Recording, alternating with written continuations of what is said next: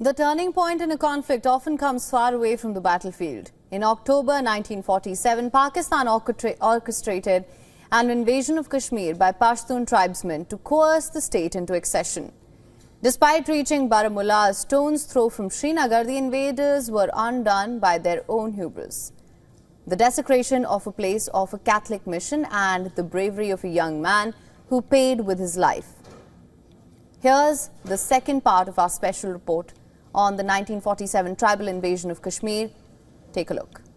The oldest and most important township in the erstwhile princely state of Jammu and Kashmir, Baramulla used to be a bustling center of trade for centuries in the last millennium. Its verdant landscape on the banks of the Jhelum River and strategic location on the Jhelum Valley Road that led to Rawalpindi, Murree and Muzaffarabad made it a preferred stop for traders and travelers. The etymology of the name Baramulla originates from Sanskrit. The town drew pilgrims to its ancient Hindu and Buddhist sites. Muslims came here to visit the shrine of the 15th century Muslim saint Sayyid Jambaz Ali, while Sikhs followed in the footsteps of the 6th Sikh Guru Hargobind Singh. It's hard to visualize this now, but once upon a time, Baramulla was one of the prettiest, wealthiest and most cosmopolitan cities in Kashmir. All that changed in just 13 days of mayhem and horror in 1947.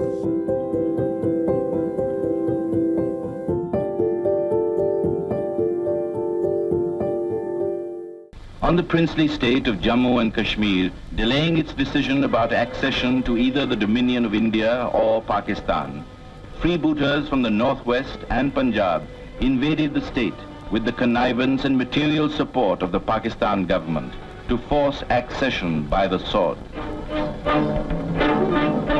The raiders, well armed and well equipped, sacked and looted towns and villages, put many inhabitants to death and spread a reign of terror.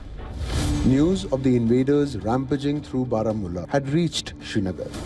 As the morning of October the 27th, 1947 dawned, the city's residents woke up to the sound of Dakotas in the sky. Over the next 5 days, more than 100 planes would fly in from Delhi carrying the Indian Army's soldiers, ammunition, equipment and munitions. But why did the tribal invaders not advance to Srinagar? One man's name kept coming up.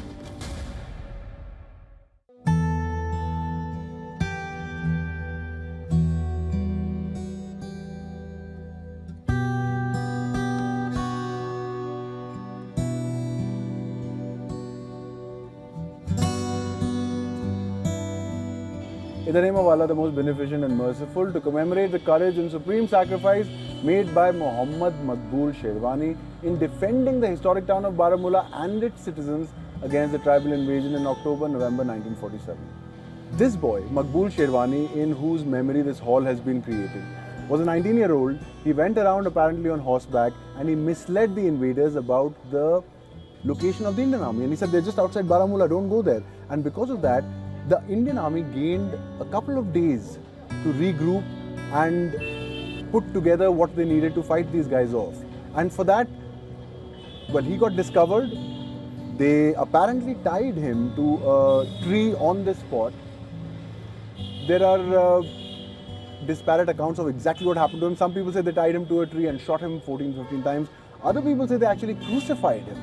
But it did save Kashmir, because had the tribal invaders not stopped here for those crucial days and moved on to Srinagar, which was lying undefended, then we would have also had to take back Srinagar, which would have been a completely different ball game.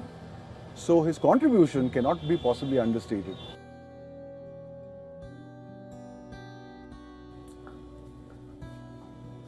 I mean, I wish they'd put a picture of him here, huh? Something to remember him by. From what I understand, Maqbool Sherwani has no immediate family left. You know, the townsfolk have probably forgotten him. By all historical accounts, and I don't mean just military accounts, even the foreign press, there was a New York Times reporter here in 1947. Baramulla bore the brunt of the tribal invasion. The tribals got here approximately on the 26th of October 1947, and it was the 9th or 10th of November by the time the Indian army got here and reclaimed the town. In those 13 days, most reports suggest that there was a great deal of loot and pillage of the town. The story of the 1947 tribal invasion of Kashmir is often subsumed by the first India-Pakistan war that ensued. It was only when 6 foreigners were killed at the St. Joseph's Convent and Hospital that the tribal invasion made news around the world.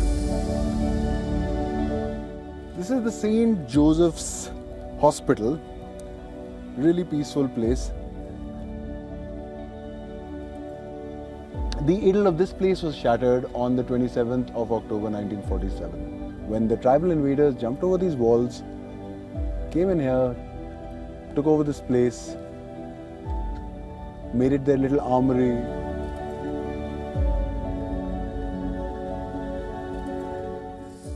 Six people died.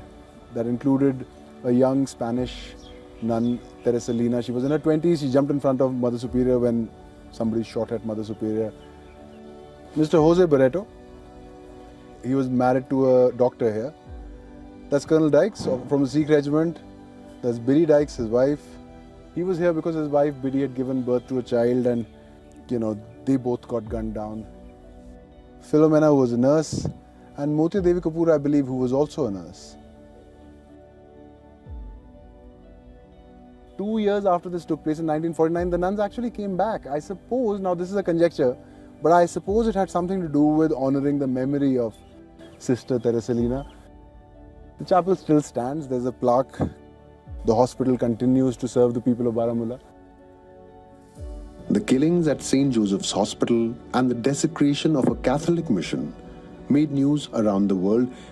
Ironically, Pakistan launched the tribal invasion fearing that Hari Singh would accede to India.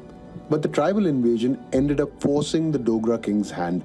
To not ask India for help would have been tantamount to condemning his entire state to the same fate.